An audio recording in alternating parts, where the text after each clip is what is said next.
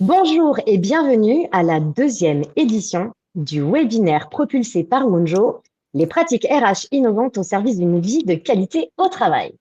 Notre intention au travers de cette nouvelle série de webinaires, c'est d'inspirer les RH, d'inspirer les organisations qui ont décidé de mettre l'humain au cœur de leur fonctionnement, de leur centre d'intérêt et également de leurs pratiques. Dans ce webinaire, nous allons mettre en lumière des outils, des visions, des convictions, des bonnes pratiques qui permettent de faire preuve de bon sens et d'innovation, parce que les deux sont tout à fait conciliables. On peut à la fois faire preuve d'originalité et en même temps revenir à des choses qui sont extrêmement simples. Un webinaire où les convictions se traduisent évidemment très concrètement, où finalement on va rêver d'un monde du travail meilleur et aussi garder les pieds sur terre et parler de choses extrêmement pragmatiques. Vous aurez un propos décomplexé, absolument aucune langue de bois avec nos intervenants sur ce webinaire. Aujourd'hui, j'ai le grand bonheur d'accueillir deux personnes que je laisserai se présenter dans un instant, Florian et Marie. Je m'appelle Emmanuelle Bessès, je suis la dirigeante du cabinet Wunjo. Nous sommes un cabinet conseil et un organisme de formation spécialisé en qualité de vie au travail.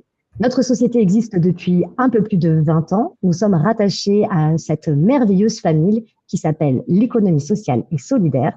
Et notre raison d'être, c'est d'humaniser la vie au travail et de fluidifier les coopérations professionnelles. Alors, dans ce deuxième webinaire, de quoi allons-nous parler?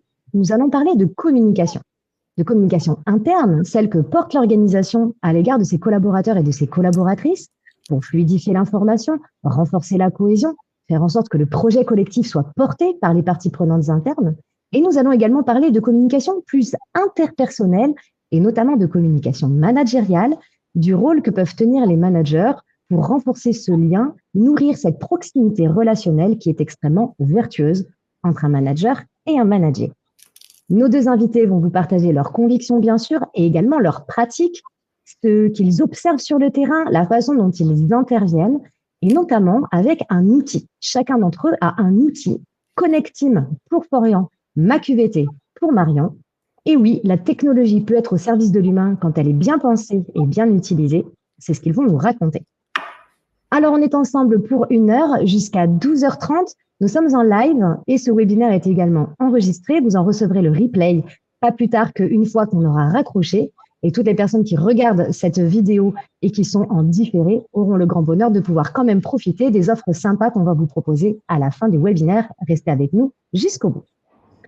Ok, avant de plonger dans le vif du sujet, je vous propose qu'on fasse un petit tour de piste et que vous puissiez tous les deux vous présenter rapidement. Honneur aux dames, Marion. Bonjour à tous, donc je m'appelle Marion Pellet, je suis consultante QVT et secouriste en santé mentale.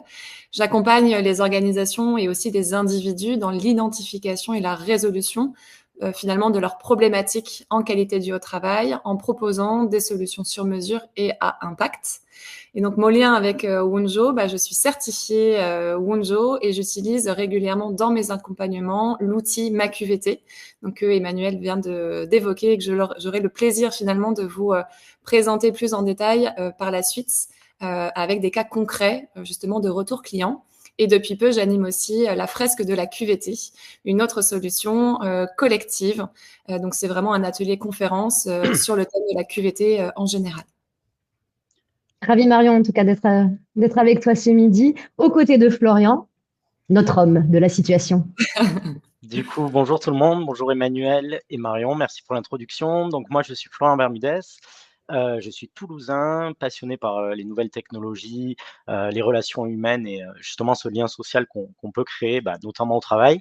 Je suis le fondateur de Connectim. Donc Connectim, c'est une entreprise donc toulousaine, 100% française, qui est une application web, mobile et smart TV qui a plusieurs objectifs. En B2B, bien évidemment. L'objectif principal, c'est de simplifier et fluidifier la communication interne, donc sans oublier du coup les collaborateurs qui peuvent être sur le terrain ou itinérants, ça c'est très important. Et le deuxième objectif de l'outil, c'est renforcer l'engagement, la cohésion et la création de liens entre les collaborateurs d'une structure. Donc, on est en plein sur la thématique du jour que je vais afficher à l'écran. Aujourd'hui, le thème qu'on va aborder tous les trois, c'est celui de la connexion entre les gens. De la façon dont on peut établir des relations à l'intérieur d'une structure, d'une organisation, la façon dont on va nourrir ces liens et à quel point il y a un impact entre cette connexion, ces liens et la qualité de vie au travail. Toi, Marion, quand je t'ai proposé d'être notre invitée sur cette thématique-là, tu as dit, ça résonne complètement. Je vois très, très bien le lien entre communication et QVT. La preuve en est. Raconte-nous. Effectivement, en préparant ce webinaire, je me suis un petit peu questionnée. J'adore toujours me dire, mais tiens, qu'est-ce que m'évoque cette problématique? Donc, je pars toujours sur un peu en anglais, un deep dive, donc vraiment une plongée un peu profonde dans ce que m'évoquent finalement ces termes. Et je me suis un petit peu questionnée sur le jeu. Déjà, le jeu, qu'est-ce que ça m'évoque? Qu'est-ce que ça me parle? Et je me suis dit, tiens, le jeu, est-ce que ça veut dire moi, un petit peu en tant qu'individu, bien sûr professionnel, donc c'est-à-dire je me connecte peut-être aux gens, je vais essayer de nourrir mes liens, je communique peut-être aussi avec moi-même, parce qu'on a beau dire, en tant que professionnel, il faut aussi s'écouter et voilà, se dire, est-ce que j'apprends à me comprendre, est-ce que j'apprends à identifier aussi mes besoins pour mieux communiquer avec les autres. Dans une seconde réflexion, je me suis dit, tiens, mais est-ce que c'est peut-être plutôt le jeu en tant que manager? De me dire, voilà, en tant que statut, si je puis dire, ou en tant que rôle manager, l'une de mes missions peut être justement de venir connecter les gens entre eux. Donc, quand je dis les gens, c'est vraiment les personnes de mon équipe. Comment? Peut-être en créant un esprit d'équipe, en créant de la confiance, en peut-être exprimant des valeurs, en donnant des objectifs communs. Donc, c'est vraiment pour moi la notion, et là, la communication peut-être interne à mon équipe ou interpersonnelle au sein du coup de mon équipe et entre ses différents membres. Et après, en remontant un petit peu comme dans les poupées russes, en me disant, mais tiens, est-ce qu'il n'y a pas quelque chose de plus peut-être global? Et je suis arrivée à me dire, mais le jeu, est-ce que ça peut tout simplement pas être un collectif ou une organisation?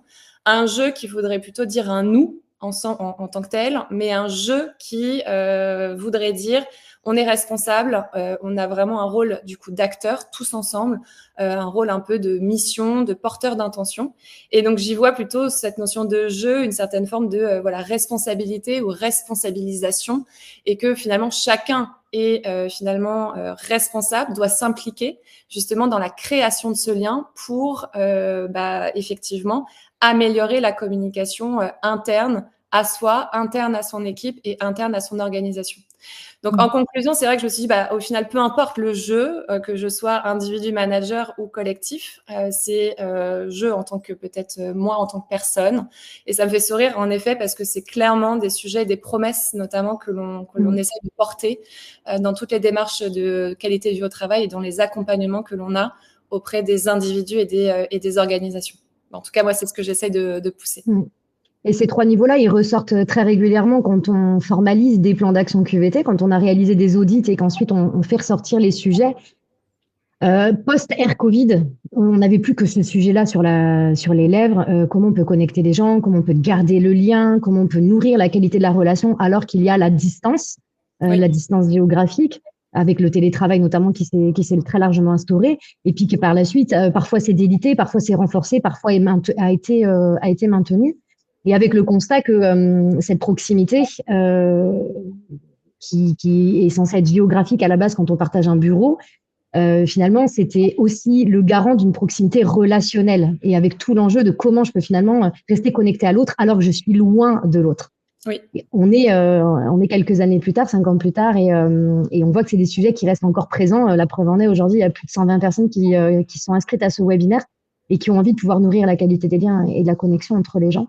Et puis, on verra, Florian, tu nous expliqueras dans un instant aussi comment toi, ta plateforme, elle peut permettre par du digital de réchauffer finalement la nature des relations. C'est vrai que l'homme avec un grand H, si je puis dire, il est pas né pour vivre seul, en fait. Donc les interactions sociales, elles sont juste essentielles, et que le lieu, l'environnement de travail permet, en fait, est un prétexte au final à créer ce lien-là. Donc en effet, il y a un peu le débat, si je puis dire, du télétravail, de venir finalement travailler chez soi, mais on rompt un petit peu cette proximité physique, mais effectivement aussi peut-être le lien social et le lien aussi managérial. Donc c'est essayer de trouver justement un bon équilibre, un équilibre qui peut fonctionner dans une organisation, mais qui ne fonctionnerait peut-être pas de la manière équivalente dans une autre organisation. Et voilà. Et donc la communication, c'est un peu ce lien finalement entre les gens qui permet justement de quand même de mieux performer, parce qu'on parle quand même de qualité de vie au travail, mais c'est aussi pour une performance individuelle, bien se sentir dans son travail, bien faire son travail, un travail de qualité, être engagé, être impliqué.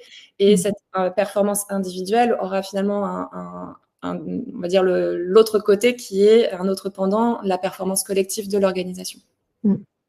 La deuxième strate dont tu parlais, c'est le je nourris les liens, je connecte les gens en tant que manager et donc de la responsabilité managériale. De la même manière, dans les plans d'action QVT, on a un certain nombre d'actions qui sont attribuées à la ligne managériale et avec des managers à qui on demande de plus en plus d'avoir cette compétence qu'est la communication interpersonnelle. Est-ce que c'est une compétence? Est-ce que c'est une qualité? C'est peut-être un peu tout ça en même temps, hein, potentiellement. Et les managers n'ont pas forcément, dans leur ascension professionnelle, été sélectionnés pour leur qualité de communication. On voit de plus en plus dans les plans d'action des dispositifs, notamment formatifs, pour arriver à développer la capacité d'écoute et la capacité d'expression assertive des managers, qui deviennent vraiment des attendus de la part des équipes. Et on parle d'écoute autant que d'expression, parce que ça va dans les deux sens. Et après, la capacité pour le manager d'être fédérateur, générateur de cohésion, on est vraiment sur de la posture sans en faire un géo non plus. Il y a toujours un truc entre les deux à aller trouver, quoi. Clairement. Ça te parle tout ça, Florian? Ah, Florian, il vient de disparaître. Ah, je l'ai vu apparaître 2 fois et ensuite je l'ai vu disparaître. Toi aussi? Oui. Ok. Bon, en tout cas, en attendant qu'il revienne, on voit qu'aujourd'hui, dans les démarches qualité de vie au travail en termes de communication, on va vraiment venir chercher la compétence de com de chacun. Tu le disais, chacun acteur de ça, parce que c'est un roulage, c'est tout un système. Donc, il s'agit que tout le monde puisse effectivement être à la fois émetteur et récepteur d'informations. Tout ne repose pas sur les épaules du service com interne ou de la direction générale. C'est ça, effectivement, qu'on essaie de développer et d'évangéliser comme message, en tout cas au sein de nos démarches et de nos accompagnements QVT, c'est que c'est une question de responsabilité partagée. C'est effectivement que chacun a un rôle ou du moins a une pierre à déposer dans l'édifice commun. Et c'est pas parce qu'il y a une problématique que mon manager est 100% responsable. Il y a peut-être aussi des besoins que je n'ai pas su exprimer ou que je n'ai pas peut-être su dire stop à un moment donné. Et effectivement, le manager, il est dans une posture aussi d'écoute.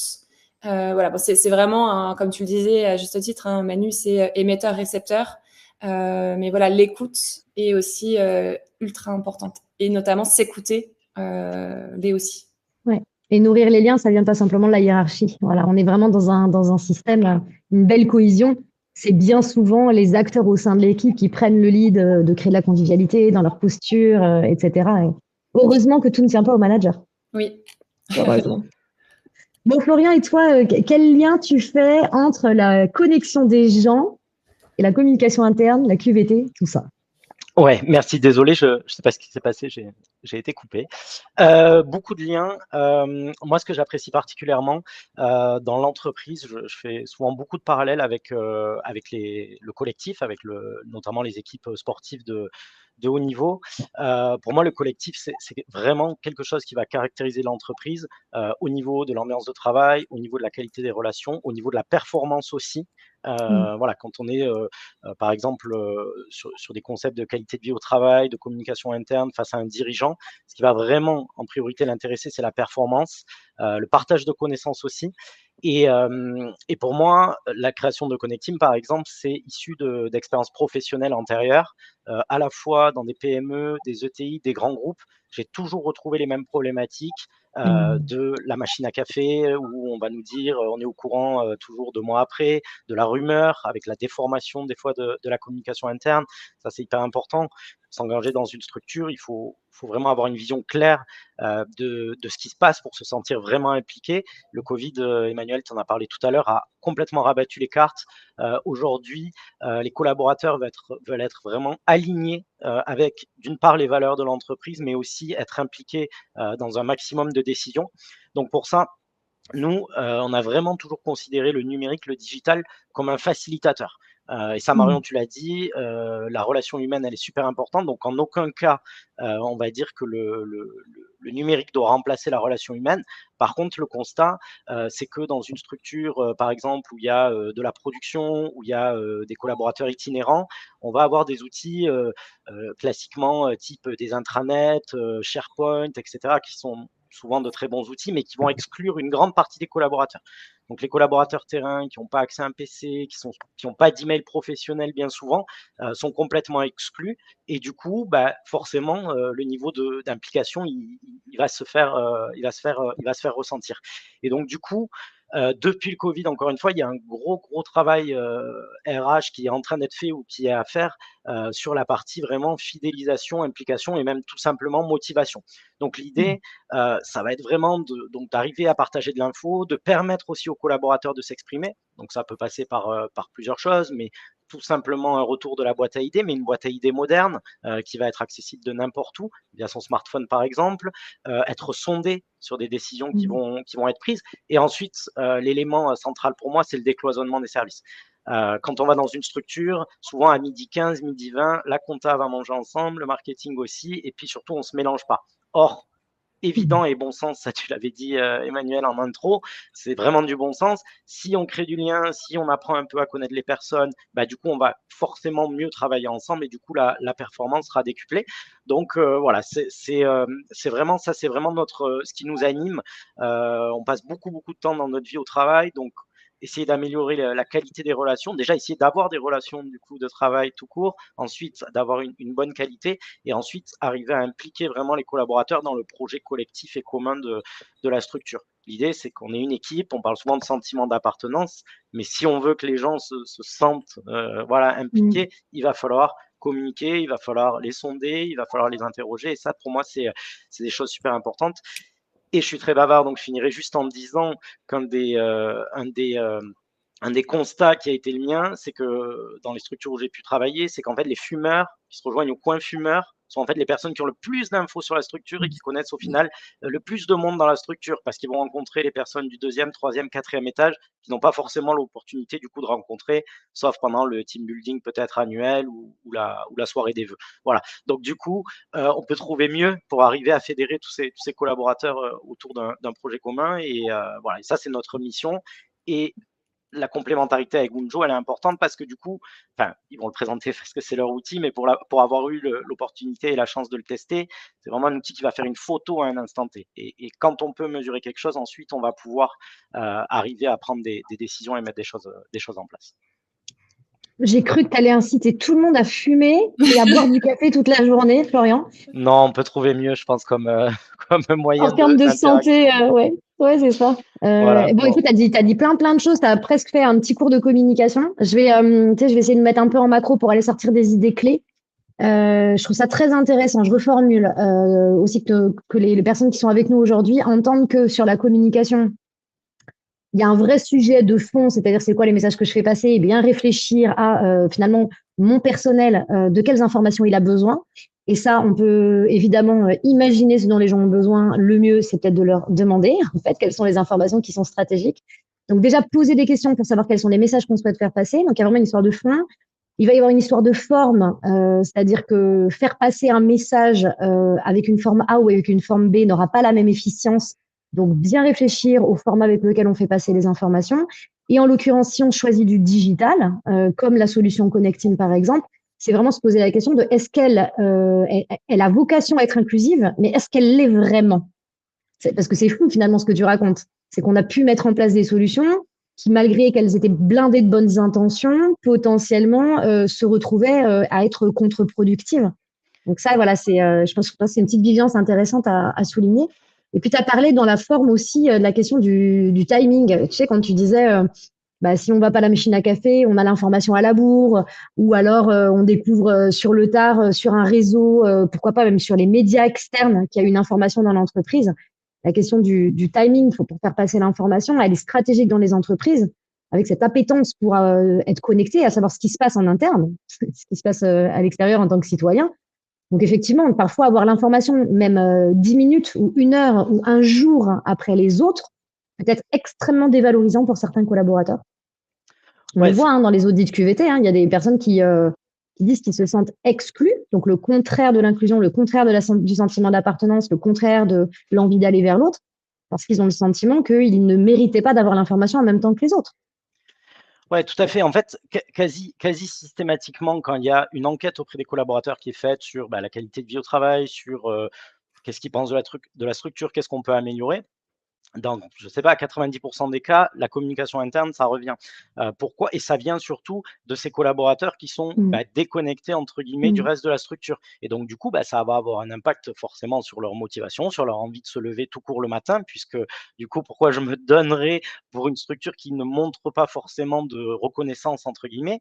Et le pire dans tout ça, c'est que souvent, c'est pas du tout intentionnel. Les intentions sont très bonnes. On se dit, on a mis un super SharePoint en place, SharePoint ou autre, SharePoint en place, c'est super, etc.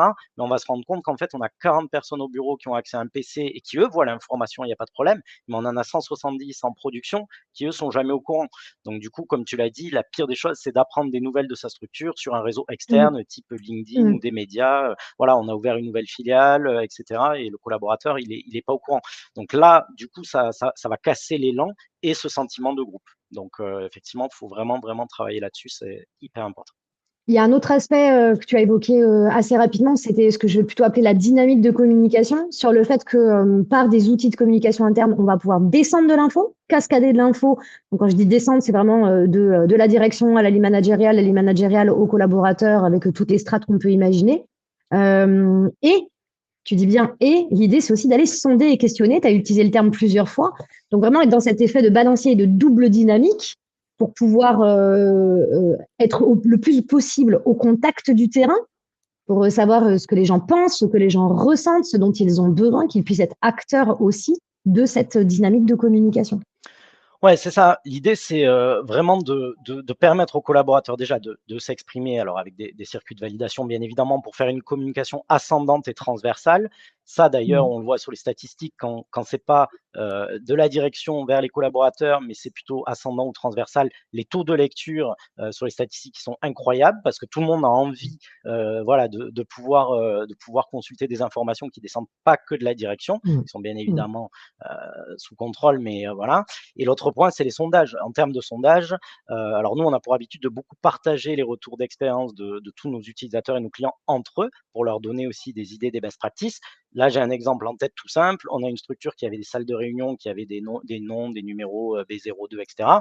Voilà, ils l'ont fait en 2 temps. Ils ont dit, vous allez dans la boîte à idées, vous proposez des noms de salles de réunion, et ensuite, on va les soumettre aux boîtes.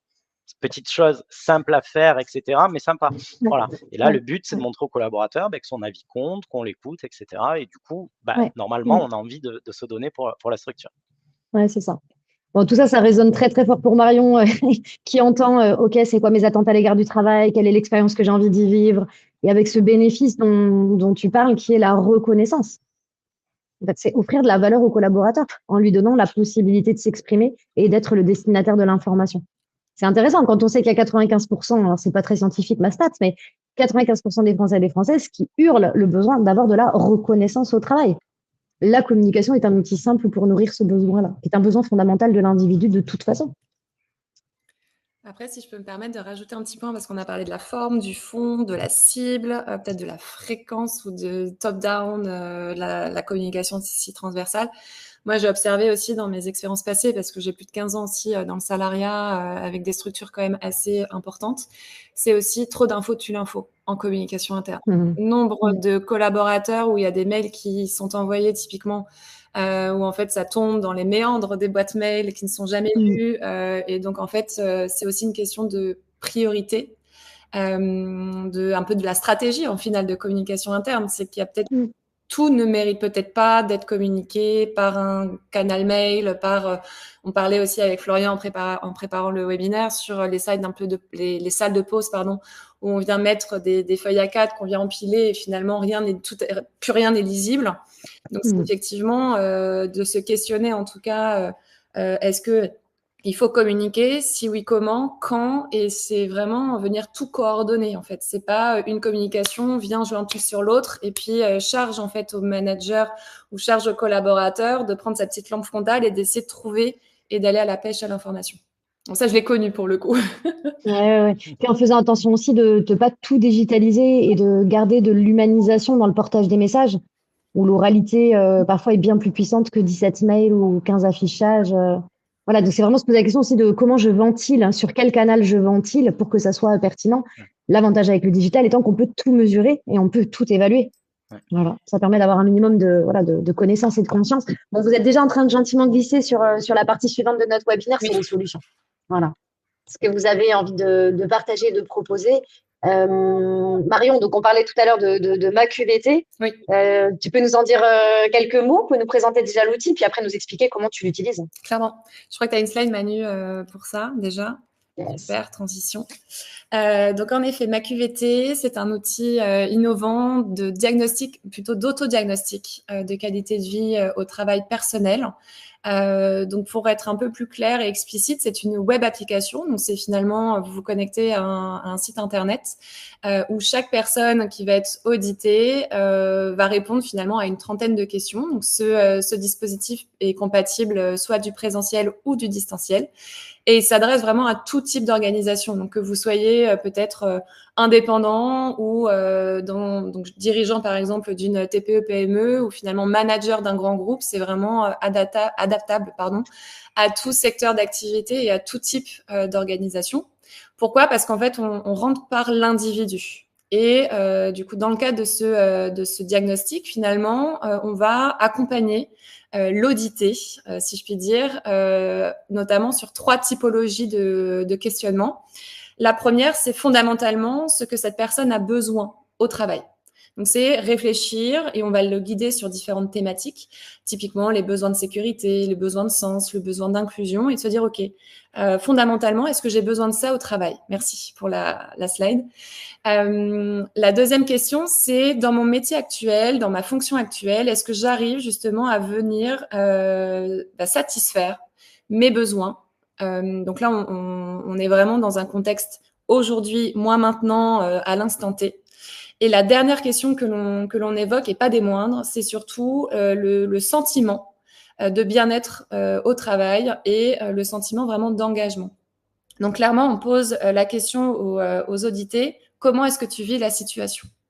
Et c'est là finalement où on vient véritablement se différencier des baromètres sociaux, on va dire, du marché, qui posent plutôt des questions assez génériques sur mais qu'est-ce que tu penses de ton employeur sur tel sujet et qu'est-ce que tu penses de ça, etc., etc. Donc penser, on est plutôt du coup dans la tête et non, on va plutôt parler du cœur et de se dire comment est-ce que vous vivez, comment est-ce que tu vas, comment tu vis ton travail. Et donc c'est là où on upgrade, où on a vraiment un élément d'une clé de lecture supplémentaire. Et c'est un véritable point de départ finalement à la fois pour les individus. Donc je pense à Florian parce qu'on l'a fait ensemble notamment et il pourra partager son expérience. Mais on vient aussi extraire et consolider toutes ces informations-là pour créer justement des rapports collectifs à l'échelle d'une équipe ou d'une organisation. Et ces informations sont consolidées et elles sont anonymisées justement à l'échelle du coup d'une organisation. Je pense à nos invités qui se disent c'est quoi le rapport entre faire un diagnostic de qualité de vie au travail et le sujet du webinaire du jour, la communication interne ou la communication managériale, Marion ? Eh bien, si vous voulez, je vous ai prévu 2 cas. Donc, je vais essayer d'être brève et explicite en tout cas sur les 2 études de cas que je vous ai sélectionnées. Donc, on a un premier cas. Donc, c'est un retour d'expérience vraiment client sur du coup une TPE. Et du coup, cette TPE, du coup, a utilisé du coup MaQVT. Donc, dans un premier temps, donc c'était en début d'année 2025, pour on va dire prendre la température du coup de la qualité du travail, du coup des collaborateurs et de ses équipes au global. Et ce qui a été du coup détecté, c'était cette volonté finalement de renforcer le lien social et le lien managérial au sein de ses équipes. Donc là-dessus, vous voyez ici la rosace. Donc, c'est le modèle MaQVT créé par Wonjo. Donc, il y a 5 besoins, 5 typologies de besoins qui sont, je vais les citer, besoin de sens, pouvoir d'agir, inclusion, plaisir et sécurité que l'on aborde vraiment dans le questionnaire MaQVT. Et là, dans le cadre de ce REX client, je vais venir me focaliser strictement sur 3 d'entre eux, à savoir le besoin d'inclusion, de sécurité et de pouvoir d'agir. Parce qu'effectivement, quand on parle de lien social ou de lien managérial, on peut se dire, voilà, est-ce qu'il y a vraiment un lien avec la thématique d'inclusion? Donc, on peut revenir à la slide suivante, Manu. Donc là, je vous ai mis un screenshot, donc un imprime écran du rapport collectif de cette organisation. Donc, vous avez sur le côté gauche, avant, donc c'était en janvier 2025, et sur le côté droit de l'écran, vous avez un graphique qui représente la situation aujourd'hui. Donc là, vous avez, c'est ce qu'on va appeler des radars, et vous avez 3 légendes pour lire ce radar. Si on prend le côté gauche de l'écran, donc la vision avant, vous avez déjà dans un premier temps en liseré foncé ce que fondamentalement les équipes attendent sur la thématique d'inclusion. Donc en d'autres termes, en janvier, les équipes fondamentalement ont besoin j'arrive plus à lire, de reconnaissance, d'estime professionnelle, de se sentir aussi reconnu en tant que personne. Plus le graphique est vers l'extérieur, plus les besoins sont très importants pour le collectif. En deuxième clé de lecture, donc ce que vous voyez en aplat un peu plus clair, donc l'aplat vraiment bleu ici, c'est ce que l'équipe arrive à nourrir au quotidien dans leurs organisations et dans leurs métiers respectifs. D'accord? Donc encore une fois, c'est un graphique qui est collectif, donc des visions et des données qui sont consolidées. Donc ça, on voit finalement sur ce besoin d'inclusion que l'équipe arrive de manière assez homogène à nourrir les différents besoins, mais malgré tout, pas au niveau de ce qu'ils ont fondamentalement besoin, puisqu'on voit un jour entre le liseré et l'aplat. Et néanmoins, ce qui est hyper important, en tout cas dans ma QVT, c'est le liseré, le pointillé. D'accord? Donc, c'est ce que l'équipe vit aujourd'hui et comment est-ce qu'ils vivent la situation. Et donc, aujourd'hui, ce qu'on peut, du moins sur la vision d'avant, ce qu'on peut voir, c'est que l'équipe vit relativement bien la situation puisqu'il y a une superposition entre ce qu'elle arrive à nourrir et comment elle le vit. Donc, c'est vraiment un niveau qui est plutôt satisfaisant, même si effectivement, en tout cas, ce que l'on peut voir, et c'est là l'intérêt finalement de l'outil MaQVT, c'est cette vision comparative entre avant et aujourd'hui. Et ce que je vais vous expliquer, c'est qu'est-ce qui a surtout été mis entre les deux comme action. En tout cas, chez ce client, ce qui a été mis en place, c'était des entretiens de veille QVT qui ont été réalisés par le management. Qu'est-ce que c'est que ces entretiens de QVT? C'est tout simplement un manager, un manager qui discutent justement du rapport individuel, du collaborateur. Quand je dis rapport individuel, c'est bien son autodiagnostic de qualité de vie au travail, d'identifier ce qui fonctionne, d'identifier ses besoins, d'identifier peut-être ses points de frustration et surtout de communiquer managérialement, d'exprimer un besoin, d'être en capacité d'écouter le besoin de l'autre et de trouver des solutions. Et là, ce que l'on observe tout simplement ici, c'est la notion de place. Donc vraiment avoir une place claire et respectée, d'être aussi reconnu, donc d'être considéré et d'être valorisé notamment pour ma contribution et probablement par mon manager, puisqu'on voit effectivement que sur le graphique de droite, la satisfaction est du coup beaucoup plus ajustée par rapport aux besoins finalement fondamentaux des collaborateurs, puisqu'on a un indice de qualité de vie au travail aujourd'hui sur cet indicateur qui est à 90% versus 74% au début d'année. Pour continuer un petit peu dans l'explication, on ne voit pas nécessairement peut-être de lien entre lien social et lien managérial avec la sécurité. Et pour autant, dans ma QVT, on a différentes thématiques qui sont j'ai confiance en ma hiérarchie, par exemple, et je sais quel est mon rôle, et du coup, mon rôle, mes tâches sont claires et mes tâches sont respectées. Et ça, c'est typiquement ce que l'on voit ici sur le graphique de droite. Vous voyez une évolution majeure sur l'indice confiance en la hiérarchie que vous avez un petit peu en haut à gauche, où on voit finalement que les besoins fondamentaux sont totalement satisfaits par la situation actuelle, si je puis dire, et ce qui contribue favorablement au bon équilibre et à la bonne qualité de vie au travail des différentes équipes. Donc là-dessus, on voit effectivement l'importance de ma QVT sur la mesure, notamment d'une action, donc sur un temps 1, un temps 2, et de voir justement l'évolution et sur les critères pour lesquels justement il y a des améliorations. Le dernier point sur le pouvoir d'agir, on a perdu les slides. Merci Manu. Sur le pouvoir d'agir, eh bien là, qu'est-ce qu'on va pouvoir aller regarder? C'est justement cette notion de confiance en la hiérarchie. Non, pardon, c'était le truc, le point d'avant. Vraiment sur cet entretien de veille QVT, on va venir explorer notamment la qualité d'écoute et la liberté d'expression. Tout simplement en ayant un espace de discussion avec son manager, centré peut-être sur soi, sur justement ses besoins, sur sa qualité de vie au travail, etc. Eh bien, on voit significativement l'évolution de ces indicateurs. Donc, c'est un indicateur que vous avez vraiment en bas à gauche du coup du graphique, qualité d'écoute et liberté d'expression, où on voit effectivement le graphique bleu qui tend vers les extérieurs et qui tend à satisfaire les besoins fondamentaux des équipes. Donc ça, ce qu'il faut se dire en synthèse, c'est qu'effectivement, il y a eu une action, en tout cas que je vous mets en exergue aujourd'hui.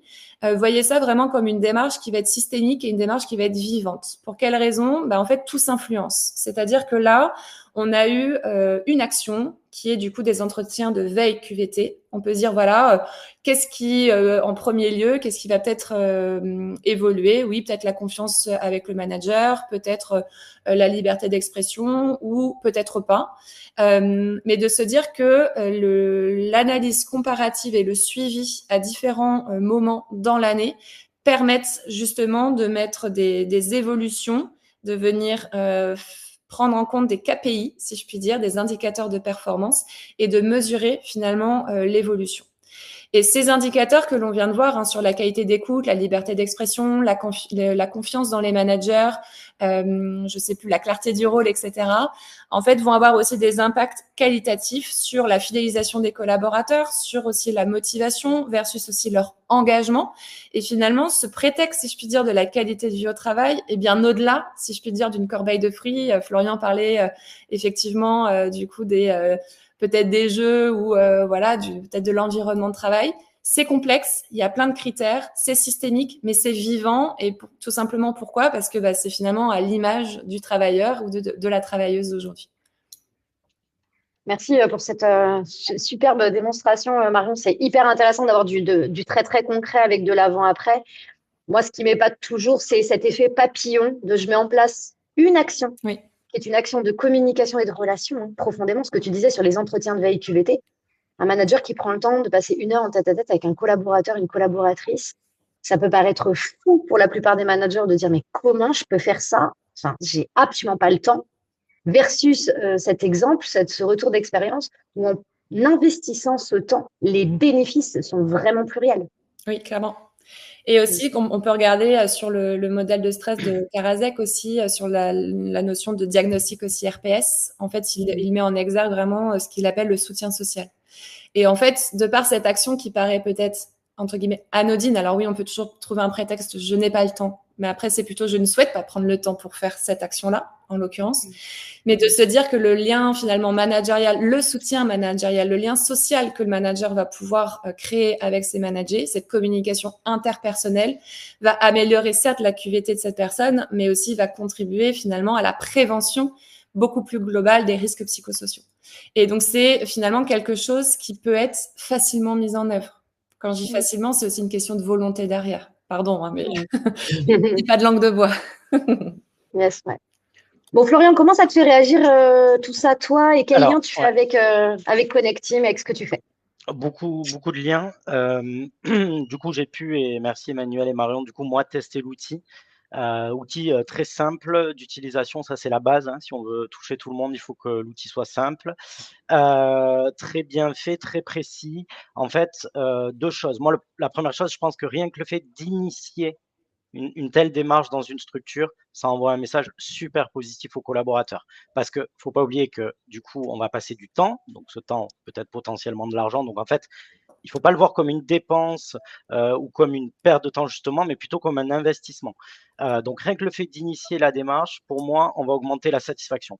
Ensuite, ça va permettre aussi de délier un peu les langues parce que c'est des échanges, c'est vraiment des moments. C'est pas l'entretien annuel. Et puis l'entretien annuel, c'est comme son nom l'indique, une fois par an. Et puis là, on va être très pratique au pratique. Tes objectifs étaient tant, tu as fait tant, qu'est-ce que tu vas mettre en place? Est-ce que tu veux une augmentation? Non, oui, etc.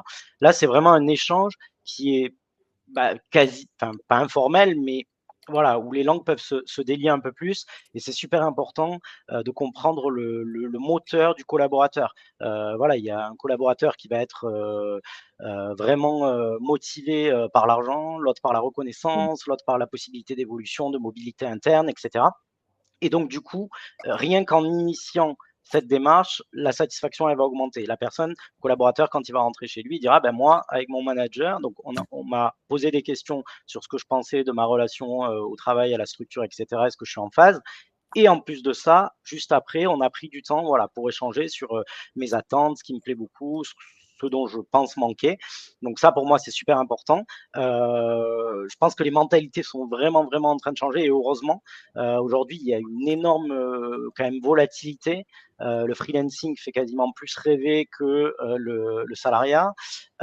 Au-delà de ça, on va se dire, en fait, je suis dans cette structure, est-ce que elle est mes valeurs, est-ce que je suis aligné avec les valeurs de la structure? Est-ce qu'on m'écoute? Est-ce que j'ai la reconnaissance que je souhaite? Et cetera. Donc ça, super important et surtout, c'est pas, voilà un collaborateur qui va être «chassé» entre guillemets ou démarché par une autre structure. Si on lui propose 50 € brut de plus par mois, s'il a Mmh. ça dans sa Ouais. structure, ces temps d'échange, il ira pas. Enfin, normalement, en général, il ira pas et aujourd'hui, on voit quand même des phénomènes quand même exceptionnels, donc je suis pas bien vieux, plus jeune non plus, mais on voit des personnes demander le renouvellement de leur période d'essai, donc cadre 4 mois ou 2 mois, peu importe, à leur demande. Moi, quand c'était le dernier jour de ma période d'essai, on faisait plutôt la fête le soir et on était plutôt content. Donc là, l'entreprise est Mmh. complètement, perdue. Pourquoi? Parce que, quelque part, elle investit sur la partie formation, accompagnement et cetera du collaborateur et dans le même temps, bah, quand le collaborateur demande à allonger la période d'essai, c'est qu'il y a quelque chose qui se passe et potentiellement il va partir. Donc est-ce qu'on continue l'investissement? Est-ce qu'on ne continue pas? C'est très, très délicat. Et on a aussi, des collaborateurs, ça c'est pareil, ça n'existait pas avant, qui démissionnent sans rien derrière, ils n'auront pas le chômage, ils n'ont pas d'autre job. Donc c'est vraiment Ouais. qu'il faut trouver, le moteur. Chacun a son moteur et ses enfin, ce diagnostic, plus ces entretiens le permettent. Et dernier point, cette phase d'auto-questionnement, là, d'introspection, au final, moi, quand je l'ai eu fait, mon ressenti, c'est que c'est des questions que je ne me suis jamais posées, en fait, tout simplement. Et là, voilà, c'est un outil qui a été conçu, fait par des professionnels et donc qui est, voilà, qui est fiable et pertinent. Et donc, du coup, rien que le fait de se poser des questions, et c'est ce qu'on voit, c'est vraiment intéressant, le avant, action et après, en fait, on voit que ce dont la personne a besoin, des fois, ça baisse un peu parce qu'elle se rend compte qu'elle l'a.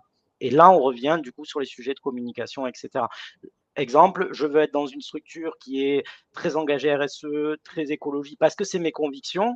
En fait, la structure, ça fait 8 mois que, elle fait des livraisons, 0 émission, qu'elle recycle le papier, qu'elle achète plus tel, matériel. Mais en fait, je le sais pas, parce que la communication ne m'atteint pas, puisque c'est une communication qui est pas assez globale. Donc du coup, je suis pas aligné avec cette structure. Mais pendant ces échanges, je vais en fait l'apprendre et donc du coup, bah, je vais revenir sur, voilà, sur ma perception. Donc ça Ou je permet de faire l'apprends avec Connectim.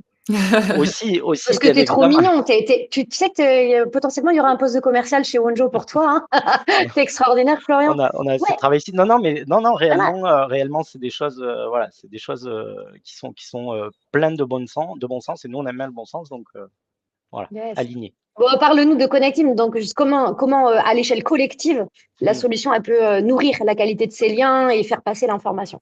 Ouais, bah, l'idée, c'est de faire des exemples très concrets, et rebondir sur ce que vous avez pu dire notamment.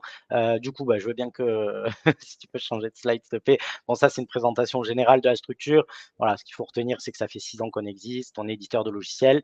On est 100% français, donc toutes les problématiques RGPD, confidentialité des données, et cetera, on va les utiliser, bien évidemment, pour renforcer cette sécurité. On a, un peu plus de 300 structures clientes, France, États-Unis, Japon, et cetera, un petit peu à l'étranger. On a tout secteur d'activité, mais on va retrouver ici de la santé, du service à la personne, de l'industrie agro, électronique, et cetera. Pourquoi? Parce qu'on va surtout retomber sur ces gens-là, qui font aussi pleinement le succès d'une entreprise, le collectif, mais qui n'ont jamais du coup accès, aux informations et ne peuvent, rarement Hmm. donner leur avis. Donc c'est surtout sur des structures de ce type qu'on est présent. Et comment, on va toucher, toutes ces personnes-là?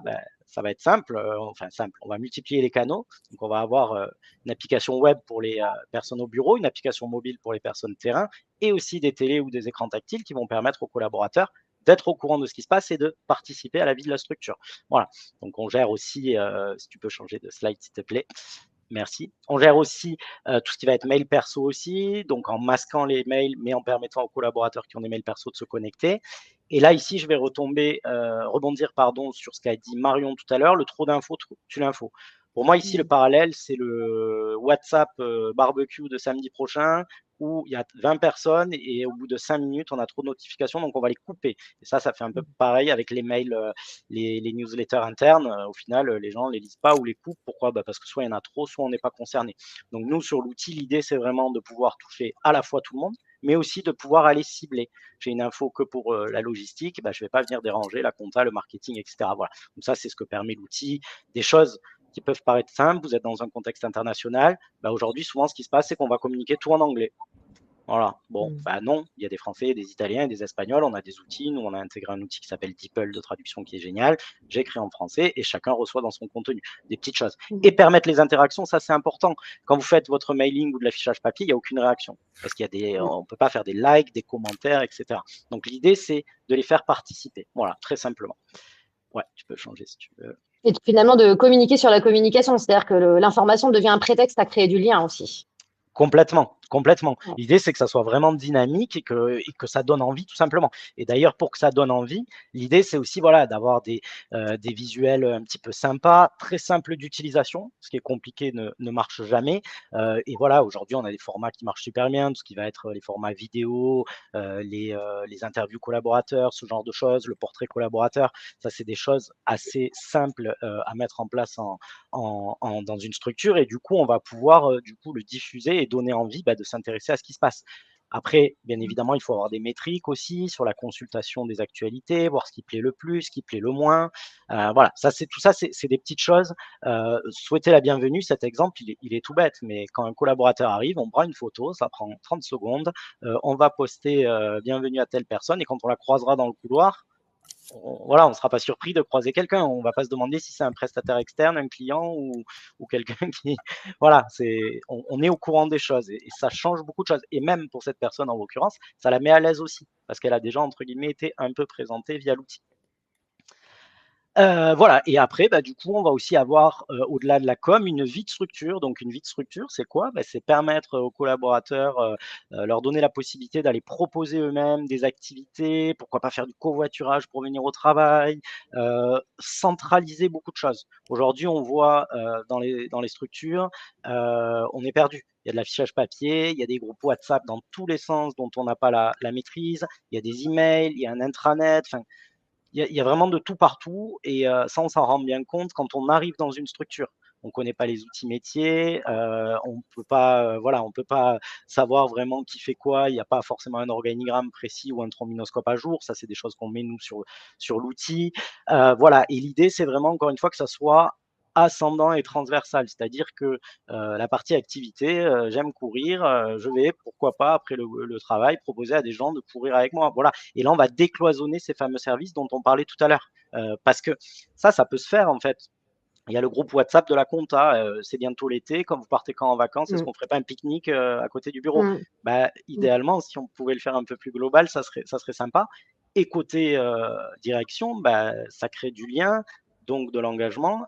Les gens travaillent mieux et puis la performance, du coup, est plus forte. Donc ça, c'est si on essaye de mettre du ROI, donc du retour sur investissement sur la partie cohésion, qualité, marque employeur, etc., elle se joue vraiment là-dessus. Et dernier point, ne pas oublier que nos collaborateurs sont nos meilleurs ambassadeurs ou nos pires ambassadeurs. Donc, je suis dans une structure où on m'informe de ce qui se passe, on me demande mon avis, je peux poser des questions, je peux interagir, etc. On ne casse pas la hiérarchie, on la conserve, mais on l'adoucit. Quand je vais le soir prendre un pot avec mes camarades d'école anciens, etc., c'est moi qui vais vendre la structure, en fait. Et les gens auront envie de venir dans cette structure parce que je me sentirai épanoui. Si je ne suis pas épanoui, je n'en ferai pas la promotion. Voilà. Donc, beaucoup de choses assez simples à mettre en place au final, mais avec des retours super efficaces. Moi, ce qui me saute aux yeux, alors c'est pas comme si je connaissais pas le produit, mais alors c'est vraiment le côté centralisateur. Tu vois, Florian, t'as pas Ouais, parlé de tous les modules parce que ouais, voilà, pour les besoins d'exercice ce matin. Mais quand on a la possibilité sur un unique outil de pouvoir faire passer des infos de covoiturage, des infos de CSE, les des plans documents. de la formation, du logement, de l'info stratégique, enfin, c'est assez extraordinaire. Ouais, ben sur ça, c'est ça l'idée, c'est de centraliser les actus, les événements, les formations, les documents, et cetera. Enfin, après, chaque structure façonne sa plateforme avec ce qu'elle souhaite, mais Mm. et en fonction de sa culture d'entreprise. Mais pareil, j'ai un excellent exemple. On a pas mal de sociétés de services à la personne, donc des gens qui sont quand même assez isolés sur le terrain, puisque du coup, ils sont chez les bénéficiaires, Mm. chez les personnes qu'ils aident. Et voilà, et c'est le matin, communication interne, petit message, attention, n'oubliez pas que demain, il y a le Tour de France, c'est d'actualité, puisque voilà, le Tour de France passe, ne passez pas par cette rue, sinon vous allez perdre une demi-heure. Bon, ben, la personne qui l'a vu, elle est contente d'avoir gagné une demi-heure Mm. sur sa journée de travail. Des choses toutes Mm. simples, si on l'avait fait par mail, ça n'aurait pas fonctionné parce qu'elle en aurait reçu 300 dans la journée. 83% des personnes qui sont présentes avec nous ce matin ont souvent rencontré des problématiques d'information et de communication au sein de leur entreprise. Comme l'authenticité est une valeur forte chez Wunjo, bon, ça représente 5 personnes sur les 6 qui ont bien voulu répondre au sondage, mais merci. C'est, je pense, assez représentatif de ce qu'on vit sur le terrain. Ouais, merci Florent, c'est super intéressant. Je ressens du coup, comment dire, un regret que l'un de nos clients ne soit pas équipé de Connective. Je ferai une mise en relation. Un exemple tout bête et qui est très très connecté à de la QVT, organisation de petites réunions d'information pour faire des points d'avancement sur la démarche qualité du haut travail auprès de l'ensemble des collaborateurs sur tous les sites. Réunions qui sont animées dans la concertation par le responsable du site, un membre du comité de direction et un membre du CSE. Donc on est vraiment sur une prise de parole triple et à l'unisson. Et pour informer que ces réunions ont lieu, ben, on passe par des canaux extrêmement classiques. Mais à aucun moment on a pu avoir de feedback sur quel était finalement le mindset, l'état d'esprit des collaborateurs à l'égard de cette réunion. Si bien que quand les animateurs ont démarré la réunion, ben, ils étaient en grand point d'interrogation. Alors, ils ont donné le meilleur d'eux-mêmes, bien sûr. Mais s'ils avaient pu arriver en sachant que 85% des gens étaient hyper satisfaits, hyper heureux que ce point ait lieu, je pense que ça aurait pu les mettre dans les petits chaussons. Tu vois, je percute sur cet exemple-là. Ouais, Je vais c'est laisser la main. Oui, vas-y, pardon, Florian. non, non, non, non, c'est clair, c'est clair. Et puis des fois, voilà, parfois, dans une structure, il va y avoir un peu d'appréhension, un peu de peur en se Mmh. disant, est-ce qu'on parle des potentiels problèmes? Mais non, justement, parce que, enfin, moi, je pense qu'il vaut mieux en parler. Déjà, on montre qu'on en parle, donc on montre qu'on s'intéresse aux collaborateurs, c'est quand même super important, plutôt que de mettre ça sous le tapis en se disant, voilà, ça va pas sortir. Écoute, merveilleuse transition pour redonner la main à Marion pour sa deuxième étude de cas. Elle nous a préparé un deuxième cas client où justement il est question de communication interne, de valeurs, de comportements attendus en QVT. Et la finalité, c'était améliorer la cohésion d'équipe. Donc là, on est sur une autre type d'organisation. C'est vraiment une organisation du coup du secteur public. Qu'est-ce qu'ils ont mis en place? Pareil, entre l'avant et après, vous verrez, la structure est également la même par rapport au précédent cas. Ils ont mis des causeries QVT sur la thématique de la cohésion. Et donc, les causeries, qu'est-ce que c'est? C'est des espaces, du coup, de discussion plutôt informels entre les collaborateurs sur des thématiques, j'allais dire X ou Y, mais plutôt sur des thématiques, du coup, QVT. Et là, en l'occurrence, sur la thématique de la cohésion. Donc, c'est animé par un consultant. Il peut y avoir des temps aussi de co-développement, des temps de débat, aussi des apports pédagogiques. Donc, c'est vraiment, du coup, un format qui est assez, je dirais, hybride dans sa conception et qui peut tout à fait s'adapter du coup, aux besoins des organisations.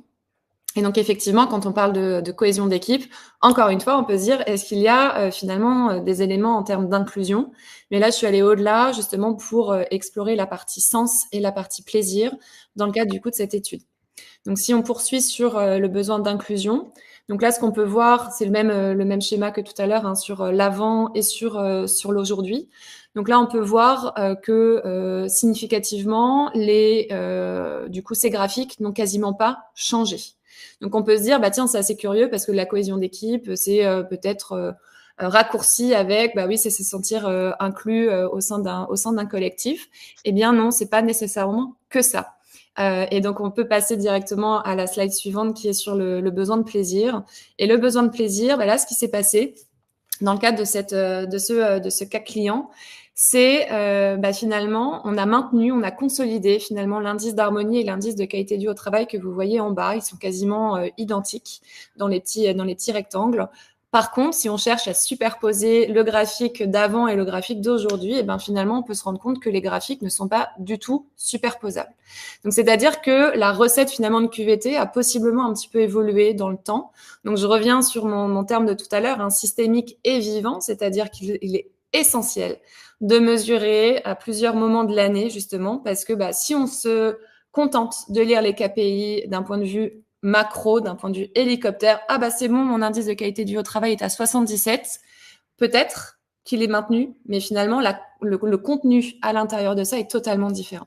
Et là, qu'est-ce qu'on observe déjà? C'est que finalement, il y a un besoin fondamental qui est né, si je puis dire, entre-temps, sur l'équilibre vie perso-vie pro et également sur l'intérêt, finalement, de mon travail. Est-ce que le contenu de mon travail est intéressant? Donc là, j'ai envie de vous dire sur l'action justement de causerie QVT sur la thématique de la cohésion, est-ce qu'on arriverait finalement à venir satisfaire et nourrir ce besoin-là? Je mets un petit point d'interrogation, mais peut-être qu'il faudrait revenir au niveau du client justement pour lui suggérer peut-être d'intégrer une nouvelle thématique, peut-être de discussion dans le cadre de ces causeries.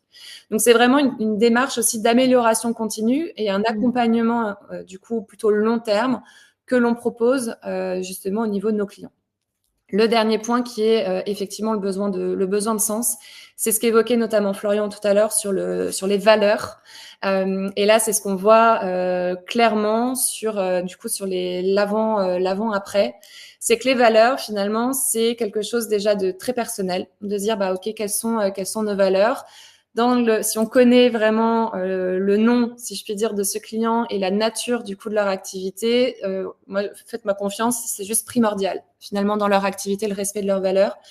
Et qu'effectivement, si on a un collectif qui porte peut-être des valeurs différentes ou qui n'exprime tout simplement pas du coup les valeurs, l'ADN, le sens finalement peut-être du collectif, ça va nécessairement impacter justement la cohésion ou la non-cohésion des équipes. Donc, ça rejoint justement un peu le why, si je puis dire, de l'organisation. Et le why, c'est mon ADN, mon sens, mes valeurs. Et la communication interne est là justement pour accompagner du coup la transmission de ce message et également de partager finalement les comportements attendus à l'égard finalement des collaborateurs en respect avec ces valeurs. Et donc là, la communication, elle est tout simplement essentielle. Et le message, vous voyez aussi ce que je voulais vous dire, c'est que on n'a pas une baguette magique. C'est-à-dire que c'est pas en faisant une action qu'on va résoudre peut-être toutes les problématiques, mais c'est bien main dans la main avec le client qu'on accompagne, qu'on mesure de manière régulière et qu'on ajuste finalement, si je puis dire, le tir ou les propositions au regard justement des informations qui nous sont remontées du coup des principaux intéressés qui sont les collaborateurs et donc l'individu. Tu parlais tout à l'heure, Marion, merci pour ce superbe exposé. Tu parlais tout à l'heure au tout début de ta prise de parole du jeu. Oui. Et que je, c'est moi avant tout. Ce que je te propose pour clôturer, c'est qu'on parle de cet autodiagnostic que tu proposes, toi, aux personnes qui aujourd'hui sont avec nous et potentiellement sur le replay demain, qui pourraient avoir développé le goût et l'envie en t'écoutant d'aller réaliser cette écoute d'eux-mêmes, cette introspection. Donc, cher public, si vous avez envie de passer une heure en tête-à-tête avec Marion, elle vous offre tout à fait gratuitement son temps pour que vous puissiez écouter ce qui se passe, pour vous, que vous réalisiez cet autodiagnostic de votre qualité de vie au travail personnelle.